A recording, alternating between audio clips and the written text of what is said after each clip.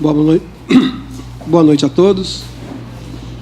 É com muita alegria que eu estou aqui hoje para conversar com vocês. Eu sou o Newton, sou lá do Mealheiros da Luz. Momentaneamente, nesse período, eu estou como responsável pela casa. E fui muito honrado pelo convite do Juliano aqui para poder conversar com vocês sobre uma passagem desse livro Boa Nova. Não se trata de uma aula, não se trata de uma distribuição de ideias prefixadas, mas se trata de um diálogo. Ideias que podem ser refletidas, pensadas no nosso coração. Se for bom, a gente aproveita. Se não for, se discordar, a gente rejeita. O Espiritismo ele tem esse condão. O Espiritismo, antes de ser religião, ele é uma ciência, mas ainda acima de tudo, ele é uma filosofia. Como filosofia, ele é a busca da verdade. E a verdade não está localizada em nenhum de nós. Está em todos nós, uma fraçãozinha dela, né? A verdade é o nosso Pai. Então a gente conversa e partilha o pouco que a gente sabe e aprende muito diante de todos aqueles que também sabem um pouco como a gente sabe. Bom, eu vou falar um pouco sobre o livro Boa Nova. Vocês que estão aqui presentes, tem gente vindo pela primeira vez hoje? Não? Sim? Que bom, sejam bem-vindos. Então, eles estão adotando o livro Boa Nova, aliás, uma excelente escolha. A gente gostou tanto, eu gostei tanto disso que eu conversei com a minha colega. A gente vai fazer a programação das palestras de abril em diante e vamos adotar também o livro Boa Nova, que achei assim muito, muito boa a escolha, né? E vamos falar aqui do capítulo 9, Velhos e Moços. Então, Humberto de Campos, ele vai relatar alguns fatos que ocorreram naqueles tempos de Jesus, quando Jesus estava aqui, encarnado no meio de nós, fazendo a sua pregação. E aí, ocorreram vários fatos interessantes que escaparam da narrativa da Bíblia tradicional. Então está aqui, ele vem trazer aquilo que ele aprendeu lá no plano espiritual e ele transmite para a gente essas informações. E ele começa no primeiro parágrafo, já é uma surpresa. Esse primeiro parágrafo, ele fala assim: não era raro observar-se na pequena comunidade de discípulos o entrechoque de opiniões dentro do idealismo quente dos mais jovens. Muitas vezes o séquito humilde dividia-se em discussões relativamente aos projetos futuros. E a gente vai observar aqui que naquele momento havia uma discussão um tanto quanto dura, ali entre os membros do Colégio Apostólico, e divisões entre eles. E a gente fica tão preocupado, né? A gente fala assim: nossa, o país nosso está dividido, pessoas pensam de um jeito, pessoas pensam de outro, né? Jesus não estava nem um pouco preocupado com isso.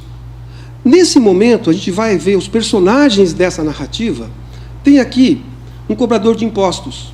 Quem é o cobrador de impostos? Naquele tempo, eram as pessoas mais corruptas que tinham naquela comunidade. Eles faziam a intermediação entre o romano que dominava e o judeu, né, entre o povo que pagava. E eles ali faziam a cobrança de acordo com critérios. Se hoje a gente reclama dos critérios, você imagina, com toda a organização, tecnologia, né, os critérios são bastante rigorosos, né, a gente pode recorrer na justiça e tudo mais, se sentir prejudicado. Você acha que naquele tempo havia algum tipo de critério?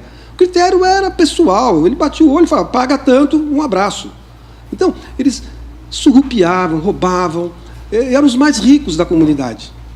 Dentro do Colégio Apostólico tinha cobradores de impostos, tinha jovens, tinha o personagem principal, que é Simão, que mais tarde vai ser chamado de Simão Zelote. Quem eram os zelotes? Eram aqueles que defendiam que os judeus deveriam se armar, pensa, olha, ouve bem, deveriam se armar para reagir à dominação romana. Eles defendiam a luta armada. Então havia lá um corrupto, um defensor da luta armada, jovens impetuosos, cheios de energia, achando que eles eram os donos da bola, que iam resolver os problemas, pessoas que estavam ali tentando amenizar, e Jesus ali, muito tranquilamente, vai passar ao largo disso tudo. Você imagina a gente hoje reunindo numa casa espírita assim, pensa ali o seu corrupto de predileto, aquele que você não votaria jamais. Pensa num grande líder religioso, qualquer um. Né? Não vamos falar nomes, não, porque a gente não vai fazer apologia de essa ou aquela ideologia, mas pensa no seu aí. Aquele líder religioso que você gosta mais. Pensa num jovem, num grupo que defende, um jovem impetuoso. Pensa num grupo que defende revolução. Pois junta tudo isso no mesmo lugar e tenta organizar isso. Pois Jesus teve esse atrevimento. Ele fazia isso. E esse pequeno exemplo, desse pequeno trecho aqui mostra isso. Ele não estava preocupado com isso, não. Né? O primeiro parágrafo já vai nos dizendo isso, depois ele vai descrever os personagens. Então, Pedro e André, nosso Pedro, né, e André estavam ali ouvindo, mas não estavam muito atentos ao diálogo. Quem estava falando naquele momento? Eram João evangelista, e Tiago maior. São filhos de Zebedeu. Estavam ali falando sobre a juventude deles. Eram jovens, imagino assim, 16 anos, 17, 18 anos, nessa faixa de idade. Jovens, cheios de energia, cheios de ideologia, cheios de ideia, cheios de certezas. Estavam ali falando sobre a divulgação do Evangelho. E se achando os reis da cocada preta. Deixa comigo, é a gente que vai resolver, é só Jesus liberar a gente para sair da Galileia que a gente vai aqui revolucionar essa região. Vamos evangelizar a todos, vamos mostrar para eles que eles estão equivocados no seu pensamento. Então estavam ali cheio de segurança, cheio de certeza, cheio de fantasias, né? E tinha mais um jovem no meio deles, Tadeu. E olha as frases deles: somos jovens, iremos a terra inteira, pregaremos o Evangelho às nações e renovaremos o mundo. Então, olha as certezas que eles tinham, né? Então, logo o mestre permitisse, eles fariam isso. E eles supunham ser os únicos discípulos habilitados a traduzir com fidelidade os novos ensinamentos de Jesus. Se achavam, né, os reis mesmo da história. E aí, eles não tinham ainda essa caridade, né? Ainda citam um exemplo e falam assim para Simão Pedro, né? Como que pode Simão Pedro fazer esse trabalho se ele é um chefe de família encarcerado, olha a frase que eles usam, encarcerado nos seus pequeninos deveres? Né? Estava uma certa humilhada em Simão Pedro, né? Porque eles eram os tais. Né? Depois citam a Mateus. Mateus era cobrador de impostos. Né? Então, não estava igualmente enlaçado em inadiáveis obrigações de cada dia. Como é que ele poderia sair a pregar? Não! É com eles que a pregação tinha que ser feita. E assim eles vão, nesse ímpeto, nesse entusiasmo. E aí, quem estava ouvindo? Simão, o Zelote. Simão Zelote, né, na época ele não chamava Zelote. Né, aliás, não tinha sobrenome. Então tinha vários Simão lá, né, vários Simãos. E ele foi depois chamado de Zelote porque ele fazia parte de um grupo que defendia a revolução para a libertação dos judeus, a Revolução Armada. E aí, então ele vai ser intitulado Zelote mais tarde. E aí, porque tem o Simão Pedro, né? Nós estamos falando de Simão Zelote. Simão Zelote, ele se magoou com essa conversa. Ele se chateou. Por quê? Porque ele era um idoso. Ele já, nas palavras dele, já sentia descendo a montanha, suas energias já não eram as mesmas. Ele não tinha mais forças para a pescaria, para transportar o cesto, não tinha mais aquele ímpeto que a gente tem, né, durante o vigor da juventude. Então ele se deixou magoar com aquilo. Então, como é que o parágrafo vai falar dele? Fala assim: deixando-se, porém, impressionar vivamente, procurou entender-se com Jesus. Né? Então é muito interessante a forma com que Humberto de Campos vai tratar aqui dessa questão.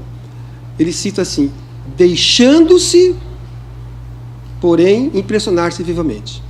Então, primeiro, ele não foi ofendido diretamente, ele deixou-se ofender. Então, quando a gente se ofende, é porque a gente permite. Somos nós que permitimos.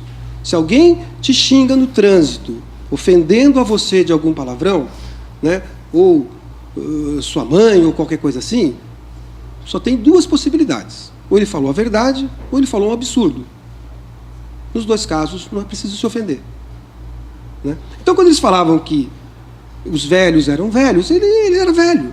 Verdade. Tinha menos energia? Tinha. É verdade. Então, ele não tinha que se ofender, mas ele deixou-se ofender. E foi procurar Jesus. Né? Então, ele se melindrou. Né? A gente fala muito no nosso meio espírita que os melindres são as coisas mais terríveis entre nós. Né? A gente não aceita certos comentários, às vezes a gente ouve coisas e se melindra. É uma coisa terrível entre nós espíritas. Então esse melindre é forte. E aí ele vai conversar com Jesus. Ele se expõe a essa conversa e ele chega e fala, expõe os seus receios, suas vacilações, né? E Jesus observava como quem já sabia do que ele estava falando. Jesus já sabia, claro, né? Jesus não era qualquer um, né? Era Jesus. Então Jesus vai dizer assim, pergunta a ele, poderíamos por acaso perguntar a idade do nosso pai? Né? Mais velho por velho, quem é mais velho de todos nós? Né? Quem é o mais idoso? Né? Mas Jesus muda o tom da pergunta e faz uma pergunta em sequência. Ele fala assim, e se fôssemos contar o tempo na ampulheta das inquietações humanas? Quem seria o mais velho de todos nós? Ele traz para o humano, porque ele fez uma comparação com Deus, né? Uma comparação, acho que um tanto quanto até grandiosa. A gente não vai se comparar com Deus, mas comparando entre nós já começou a melhorar, a facilitar o entendimento de Simão. E aí Jesus vai falando para ele, né? Faz assim uns exemplos, se compara com uma árvore. A infância é a sua ramagem verdejante. A mocidade se constitui das flores perfumadas e formosas. A velhice é o fruto da experiência e da sabedoria. Então, Jesus faz essa comparação, mas logo ele já faz a explicação. A ramagem, então, é a esperança, a flor é a promessa e o fruto é a realização. Mas há uma diferença quando comparado a nós. Há uma diferença porque em nós, a flor, o ramo, a flor, eles vão redundar num fruto. A gente vai aprender. Nós estamos predestinados a aprender, porque Jesus vai falar da árvore, que às vezes a flor cai e não frutifica. O ramo seca no primeiro sol. Mas em nós não. Tudo aquilo que floresce em nós vai progredir, vai se transformar e vai frutificar. Porque nós estamos destinados a essa frutificação. Né? Então ele fala que existe essa diferença nessa metáfora que ele aplica. E aí Jesus vai conversando com ele, vai acalmando o seu coração, e ele começa a entender, mas não fica muito convencido, e ele fala assim, a verdade, Senhor, é que eu me sinto depauperado, envelhecido, temo não resistir aos esforços que se obriga a minha alma na semeadura da vossa doutrina santa. E aí Jesus é um pouco mais severo com ele, né? Porque ele não se convencia ainda de que desses exemplos que Jesus dava. Então Jesus redargue com uma serenidade enérgica. Eu fiquei ouvindo isso e pensando assim, puxa, se meu filho estivesse ouvindo aqui, ele ia me puxar a orelha, né? Porque quando eu sou enérgico com ele, não tem nada de sereno, né? Nada. E o Jesus enérgico deve ser uma coisa espetacular, né? A energia de Jesus, ele se dá uma bronca, assim, é aquela bronca amorosa, né? Diferente da gente, que a gente vai com aquela nossa ignorância, a nossa grosseria às vezes. Aí Jesus fala assim, acha que os moços de amanhã poderão fazer alguma coisa sem o trabalho dos que agora estão envelhecendo? Poderia a árvore viver sem raiz e a alma sem Deus? Lembra-te da tua parte no esforço e não te preocupes com a obra toda, porque ela pertence a Deus. Não esqueça a nossa tarefa. E aí Jesus vai mostrando para ele, não te magoe. A flor no mundo pode ser o princípio do fruto, mas pode também enfeitar o cortejo das ilusões. Então ele fala assim, pode o jovem hoje sair fazendo algum trabalho de edificação sem que ele tenha sido antecipado por alguém que já envelheceu? Não. A árvore não vive sem raiz, né? A árvore não vive sem raiz e a alma não vive sem Deus. Então nós temos as raízes nossas no passado, naqueles que nos antecederam, que nos deram a vida, que nos deram o ensinamento, que nos deram a educação. E você não sabe quantas coisas nós aprendemos e nem sabemos mais quem nos ensinou. Que não é da nossa própria criação, né? Aliás, o que será que nós criamos? Se não é uma repetição de tantas coisas, né? Existe uma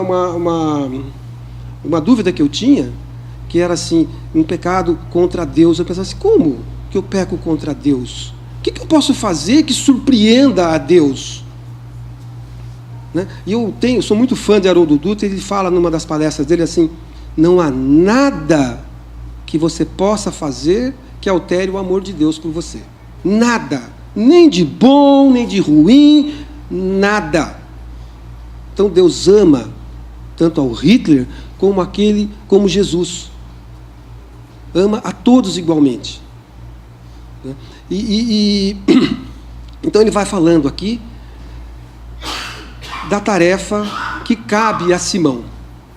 E Simão vai entendendo, compreendendo, e ele, saindo do colégio apostólico, a conversa tinha acabado, né? Os jovens falando lá, depois Jesus chega, Jesus faz o seu trabalho ali de pregação, aí ele vai conversar com Jesus, e os jovens saíram. Quando ele sai, Tiago estava na beira do lago conversando com outros jovens. E ali, novamente, falando com aquele ímpeto, mas Jesus já tinha tocado o coração de Simão, para que ele não se deixasse mais impressionar com aquele tipo de argumentação.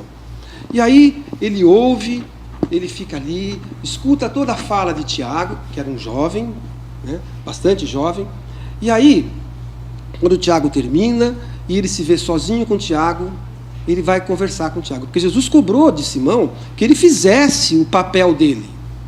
E o papel dele não era ser jovem, se ele já era um velho. Não era sair por aí, empunhando uma caminhada de quilômetros para fazer pregação em cima do morro. Não. Né? Então, qual era o papel? E aí ele se sente na obrigação de conversar com Tiago. E o diálogo dele é literalmente esse aqui. Tiago, meu irmão, será que o Espírito tem idade? Se Deus contasse o tempo como nós, não seria ele o mais velho de toda a criação? E que homem do mundo guardará a presunção de se igualar ao Todo-Poderoso? Um rapaz não conseguiria realizar sua tarefa na terra se não tivesse a precedê-lo as experiências de seus pais. Não nos detenhamos na idade. Esqueçamos as circunstâncias para lembrar somente os fins sagrados de nossa vida, que deve ser a edificação do reino íntimo das almas. E aí Tiago se toca que ele estava ofendendo aos outros na sua empolgação.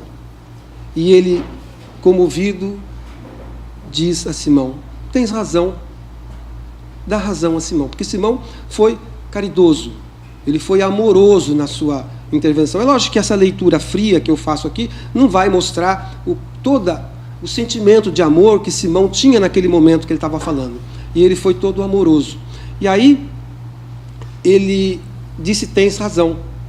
Tiago fala para ele. E antes que Tiago se justifique, ele o abraça, né, e sorri. E ali dilui-se aquele desentendimento. Eles passam a se compreender. Né? Então, vai ocorrer um outro fato logo em seguida.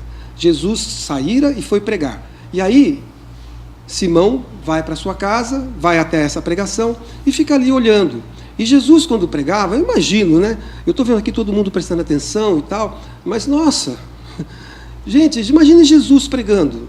Pensa o melhor palestrante que você já viu na sua vida falando, que é aquela pessoa que prende a nossa atenção, que nos entusiasma com suas palavras. Imagine, não chega aos pés de Jesus. Então, naquele tempo, Jesus estava pregando e tinha uma mãe assistindo essa pregação. Várias pessoas e uma mãe, com 2 filhinhos. E esses 2 filhinhos estão ali, se afastam do grupo e vão em direção a um lago que está lá.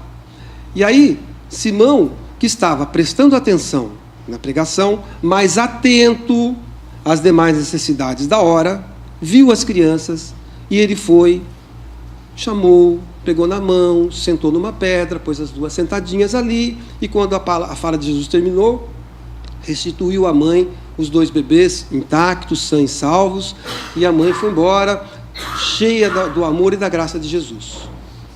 Simão se sentiu feliz por ter feito aquilo, foi para casa, fez as suas preces e foi dormir. E quando ele dorme, ele tem um sonho, e ele sonha com Jesus. Que coisa maravilhosa, né? E aí, nesse sonho, ele vê Jesus em cima de um monte, o abraça, e primeiro Jesus agradece a Simão pela palavra amorosa que ele teve com Tiago. Ele vai agradecer a Simão por aquele gesto caridoso para apaziguar o coração de um jovem impetuoso. Então, a primeira coisa que Jesus faz é isso, agradece a palavra de Simão. E, em segundo, agradece a Simão por ter amparado as duas crianças, que seria um enorme estrago se aquelas crianças se perdessem nas águas. A mãe não aproveitaria em nada toda a fala de Jesus. E era preciso alguém atento aos deveres da hora. Então nós temos aqui aquelas pessoas que cuidam da estrutura, que cuidam, e todos nós gostamos de estar ali participando, mas tem sempre alguém correndo para um lado e para o outro, cuidando das coisas, da luz, da água, da estrutura, do ar, do microfone. São as pessoas que cuidam dos deveres da hora. E Jesus agradece a ele pela proteção que ele deu àquelas duas crianças. E aí, ele leva Simão até o topo desse morro e mostra para ele o lugar, e depois ele já está vendo o planeta. E aí ele fala assim, que ele estava vendo o futuro.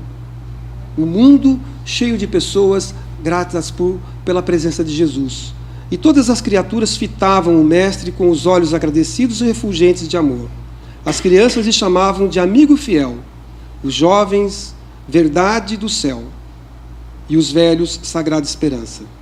E quando Simão acordou, ele estava muito feliz com todos aqueles fatos. E aí ele vai encontrar Jesus, abraça e diz, mestre, agora vos compreendo. Agora ele entendeu qual era o papel dele.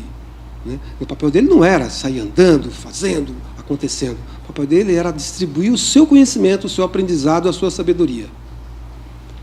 E aí Jesus abraça Simão, e em verdade, ser moço ou velho no mundo não interessa. Antes de tudo é preciso ser de Deus. E essa é a historinha, muito singela.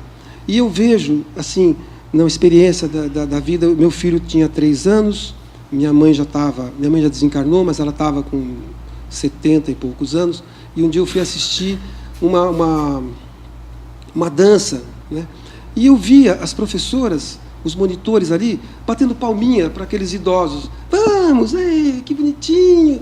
E eu falei, gente, eu falava com a minha esposa assim, nossa, é igualzinho quando fazem com com o nosso filho na escolinha.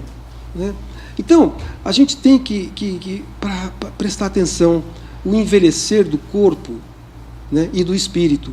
A gente tomar o aprendizado, tomar consciência. Porque eu vejo assim, às vezes a idade vai chegando e a gente deixa de ter as responsabilidades dos personagens que a gente vive.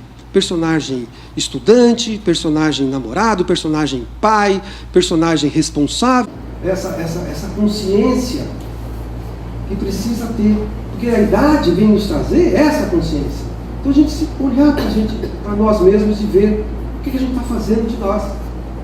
É lógico que esses personagens que a gente vive, eles são importantes, que estão aqui relatados nessa história.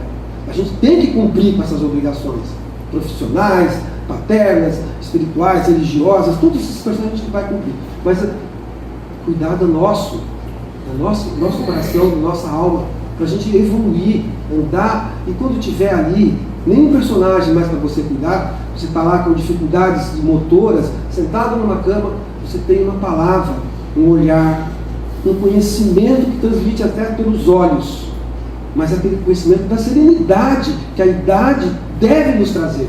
Nem sempre traz. Essa que é a questão. Nem sempre traz para a gente, nem sempre aproveita os aprendizados da vida. Então, é o que eu senti bastante, aprendi muito com essa lição.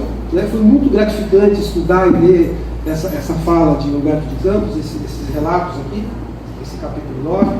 E a gente termina aqui com essa fala de Jesus. Ele diz assim: em verdade, Simão, moço ou velho no mundo, não interessa. Antes de tudo é preciso ser de Deus. Que nós sejamos de Deus. Que nós aprendamos que como filho de Deus somos muito importantes. Muito. Cada um de nós é um ser espiritual importantíssimo. O Pai nos ama infinitamente e quer de nós o melhor que a gente possa fazer. Então, não importa se somos jovens, se temos a energia da juventude, se a idade já está pesando, não importa. Importa que a gente aprenda com a vida. Uma boa noite, muito obrigado a todos.